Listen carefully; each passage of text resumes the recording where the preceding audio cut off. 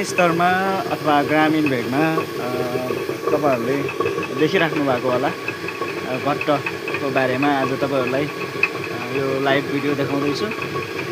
हाम्रोतिर यसलाई चाहिँ हामी घट्ट भनेर चिन्ने गर्छौँ र सँगसँगै यो माथि किसान अथवा गहुँ कोदो मकै हाल्ने ठाउँलाई चाहिँ कोर्को भन्छौँ हाम्रोतिर है।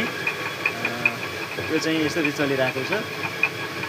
अनि यहाँ चाहिँ यो पानीको माध्यमबाट पाताहरूलाई चलाउने हो, जसको लागि चाहिँ कतिपय ठाउँहरूमा काठको त्यो डुरवाला हुन्छ भने यो हाम्रो सानो खोलामा भएको हुँदा यो पाइपको माथिबाट चाहिँ पाइपको माध्यमबाट यसरी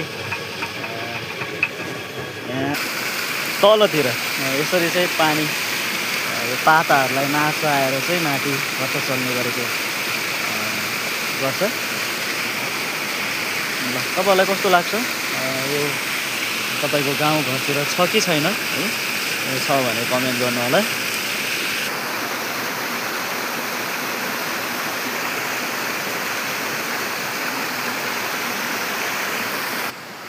ल हाम्रो घट्ट चाहिँ यस्तो छ है साथीहरू, यसरी चल्ने गर्छ।